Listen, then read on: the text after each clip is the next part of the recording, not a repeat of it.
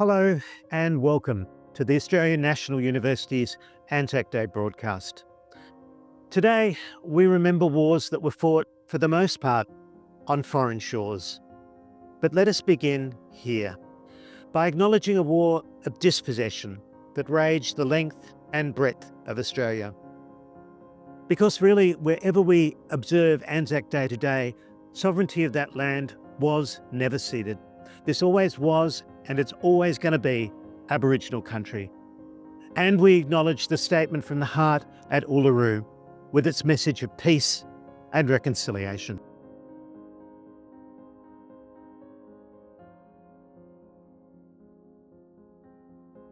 This year's broadcast marks the 110th anniversary of the Gallipoli landings. It's over a century since this boat, revered in the galleries of the Australian War Memorial, slid across the shingle of Anzac Cove. That day marked our nation's first major battle in the catastrophe we call the Great War. And the 25th of April is a date Australians have committed to memory. But there's another anniversary this particular moment shares. Within hours of the Gallipoli landings, what came to be known as the Armenian genocide began. Today we explore the causes and the consequences of one of the greatest war crimes committed in the Great War. We acknowledge the role Australian soldiers played in protecting the lives of innocent civilians and the aid our country offered to displaced refugees. This is a story for today.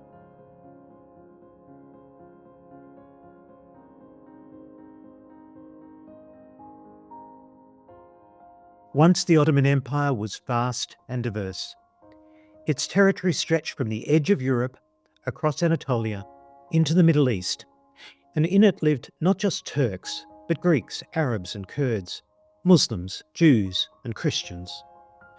Christian Armenians were an ethnic and religious minority. Although technically entitled to the protection of the Ottoman state, they faced discrimination and injustice. By the late 19th century, pluralism gave way to persecution. Punitive taxation laws were imposed by the Ottoman state, property was seized, Armenian communities were terrorised. As war clouds gathered in Europe, the situation worsened. From 1911 to 1913, revolts against Ottoman rule in Albania and the Balkans fueled the rise of Turkish nationalism. Turkey's defeat in the Balkan Wars led to the loss of well over half its European territory. And as the Ottoman Empire contracted, so too did its tolerance for ethnic and religious minorities. The outbreak of the First World War found the Ottoman state encircled and besieged. Russian forces attacked through the Caucasus, marching through what had long been an Armenian heartland. Allied navies tried to force the straits of the Dardanelles. In early 1915, the Ottoman army faced the single greatest disaster of the war. Ill-equipped and badly led troops were routed by the Russians in eastern Anatolia. Turkish casualties numbered over 60,000, and what was called Armenian treachery was blamed. Armenian soldiers in the Ottoman army were disarmed. Armenian citizens were forcibly deported from the war zones. And at around the same time, a defensive uprising in Van was brutally suppressed. On the 24th of April, 1915, the eve of the Gallipoli landings, Turkish authorities effectively declared war on what they saw as the enemy within. Some 230 Armenian intellectuals were rounded up in Constantinople, journalists and poets, priests and politicians. The crackdown was led by the Young Turk movement, military officers intent on a homogenous Turkish state. The men arrested would be labelled subversives, and some, though certainly not all, advocated armed resistance. But genocide makes no distinctions between the innocent and the so-called guilty. Most of those taken would perish in the months to follow. The genocide quickly developed a momentum all of its own. First came the forced removal of Armenian communities from any province close to the front lines.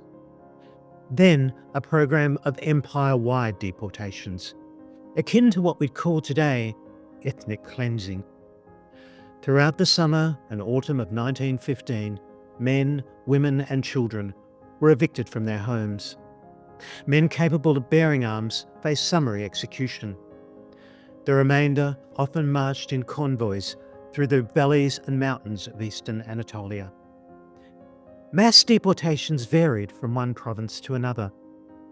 Overseen by civil and military officials, it was carried out by road and rail alike. But deportees faced death by starvation and exposure, along with a systematic campaign of rape and murder and robbery, carried out by special units as well as bandits and militia. Survivors who reached the deserts of Syria would languish in concentration camps. Many starved to death there. At a conservative estimate, somewhere between 600,000 and 1 million Armenians died, and those who survived were often forced to convert to Islam. The Armenian genocide shattered lives and tore apart the fabric of a once cosmopolitan and pluralistic empire. But amidst the cruelty and the repression, there was also a valiant voice of conscience. Many Muslims defended their Christian neighbours. Some Ottoman officials even denied orders to deport and murder their Armenian citizens. Nor were the Armenians the only victims of the xenophobic nationalism unleashed by the war. Pontic Greeks, Assyrians and others also faced the ravages of ethnic cleansing. And we acknowledge the pain and the suffering the Great War visited upon Turkey. As in every war, children numbered high amongst the casualties. What's all this got to do with Anzac? A great deal, really. C.W. Bean was Australia's official war correspondent and in many ways the architect of the Anzac legend. In 1915, Bean served alongside Australian troops in the trenches of Gallipoli. In 1919, he returned to Turkey to oversee the creation of the Anzac cemeteries. Bean styled this his Gallipoli mission. As he roamed the ridges of Surrey Bear and retraced the old trench lines, he gathered up the relics that would fill the galleries of Australia's war memorials. Bean was more than just a war correspondent. He was an astute observer of the disintegration of the Ottoman Empire in the aftermath of war, and his testimony bears witness to the Armenian genocide. Of course, he didn't use that term. The word genocide was first coined by the Jewish lawyer and intellectual Raphael Lemkin in 1942, and it was sometime after that that it entered popular usage. But Bean was an Oxford graduate and a man who knew the power and the purpose of language. In his book, Gallipoli Mission, he wrote of the Ottoman state's intention to, and I quote, eliminate the Armenians. His treasured Oxford dictionary defines elimination as the process of getting rid of something completely. Another way, perhaps, of saying genocide. Why should we remember the Armenian genocide? And why should it be remembered here, in a memorial charged to commemorate the service and the sacrifice of Australians? Remembering Armenia acts as a kind of counterbalance to what's become over time an abiding mythology. Anzac was never just about Australia, or New Zealand for that matter. At Anzac, Australians fought alongside Sikhs and Gurkhas. A contingent of the Royal Marines held Quinn's Post in April. The 7th Gloucesters fought and died at Chunuk Bair, as did the Fernleaves. In fact, in the Gallipoli campaign, French, British and Senegalese casualties were tens of thousands more than our own. So this was a global war. It straddled continents. It was fought by warring empires. And Australia's enemy in 1915 wasn't just the Turks. The Ottoman army was as complex and as diverse as the empire that fielded it. Its ranks included Greeks, Arabs, Kurds, and, as we've seen, Armenians. Acknowledging the Armenian genocide signals a more nuanced and inclusive understanding of a battle claimed by some to mark the birth of the nation. But it also makes another very, very important point. soldiers are not the only ones to suffer and to die. In this age of total war, civilians also number amongst the casualties. Today we've seen refugees flee their homes, the bombing of schools and hospitals, the forced relocation of innocent civilians. All this, one could argue, was anticipated by the Armenian genocide. There's another reason I'd like to suggest, and one perhaps you haven't expected. Courage is a word we often associate with Australians in the Great War. Today, let us also speak of compassion. It's not just that Anzacs captured by the Ottoman army were treated by Armenian doctors. Their skill and humanity saved the lives of many. Nor the fact that Allied troops in the course of the war became what the Armenian historian Viken Babkinen has called accidental humanitarians. Australian troops shielded Armenian civilians from marauding militia. Light horsemen came to the aid of women and children. And back home, Australians rallied to the cause of Armenia. Money was raised to support refugees, to feed and to shelter the homeless. Tons of flour was carried on mercy ships abroad. Anzac bread, they called it. South Australians dispatched an ambulance. Stockpiles of clothing were shipped out from Melbourne and from Sydney. And on the outskirts of Beirut, Australians and New Zealanders worked together to form the Australasian Orphanage. By 1923, that Anzac initiative housed over 1,700 children, one of the largest institutions of its kind the world had ever seen. By war's end, some 200,000 Armenians had been displaced and scattered across the eastern Mediterranean. But from the other side of the world, our country did what we could to help them. The effort to aid Armenia has been described as one of the greatest humanitarian movements to emerge from the Great War. Transnational in character, it looked back to the peace movements that emerged in 1914 and forward to a new human rights agenda in the 1920s. Global in its reach, yes, but the origins of this movement were also local, personal, and very intimate, as the story of Edith Glanville tells us all too well. Edith's son Lee was one of the first Anzacs to volunteer, and he was one of the first to land on the beaches of Gallipoli. Sergeant Glanville was reported killed on the 25th of April. Swallowed up by the chaos and the carnage, his body was never recovered from the battlefield.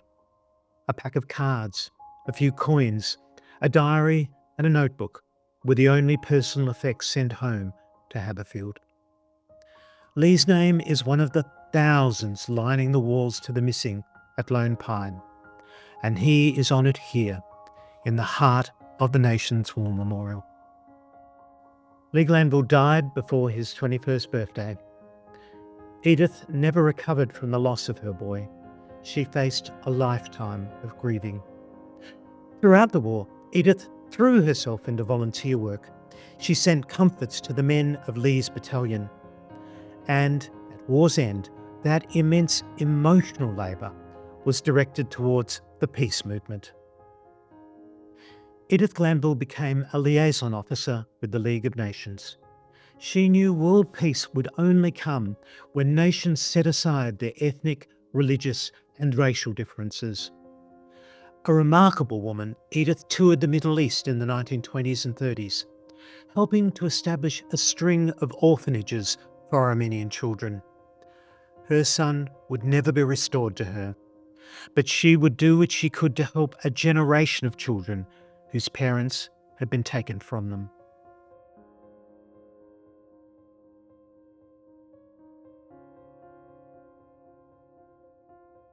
A feminist and internationalist, Edith Glanville's story invites us to widen the frame of Anzac remembrance.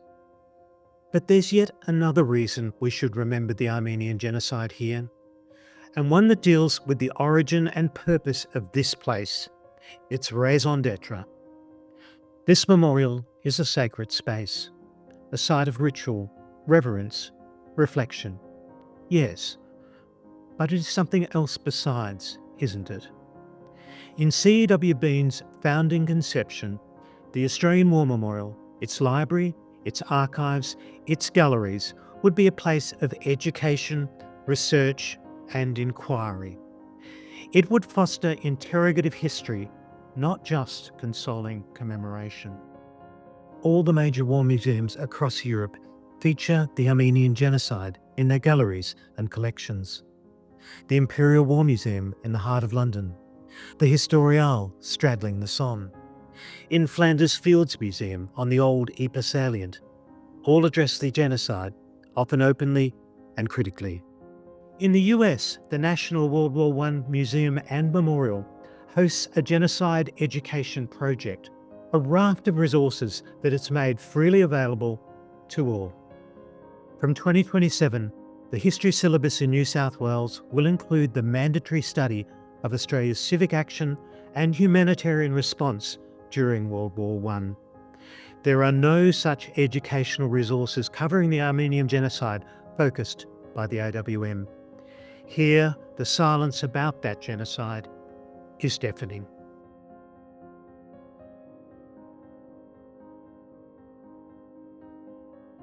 Once, the AWM led the world. This was the first great commemorative project to combine the purpose of museum and memorial and archive. Today, despite millions of dollars spent in gallery development, our National Memorial ignores one of the greatest tragedies of the Great War and one of the noblest humanitarian missions our country has ever embarked on. In that, the memorial surely fails in its mission as a museum, and in a sense, I fear, it has failed us all.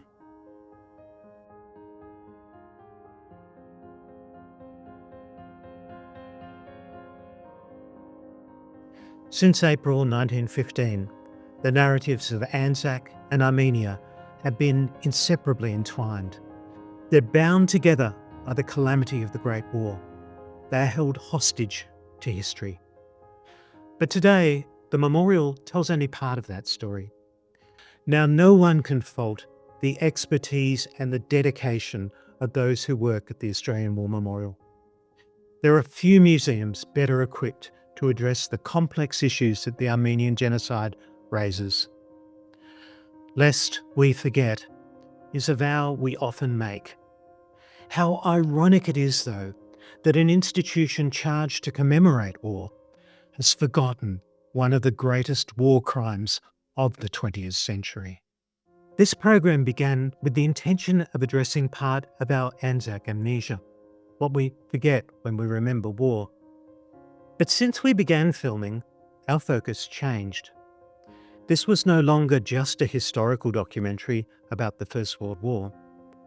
It's become a reflection on the purpose and the practice of one of our country's greatest cultural institutions. You see, just days before filming was about to commence, the AWM reneged on its written permission to film in the galleries. We asked if we could film the simple act of placing a poppy beside Lee Granville's name. Again, that request was denied. Now, there's something more at stake here than basic professional courtesy. Memorials were raised to help communities deal with their loss. Places we could, each in our own way, reflect, honour, remember. Edith Glanville had the right to mourn the loss of her boy. In a democratic society, we have the right, indeed the duty, to tell her story. This, the 110th anniversary of the Armenian genocide, we honour those who gave shelter to refugees, who fed and clothed the dispossessed, whose humanity helped to heal, and whose conscience today still speaks to us all. The humanitarian effort that Edith Glanville represents is something every Australian can be proud of today. And it is as much a part of the story of war as the moment that boat hit the shingle at Anzac.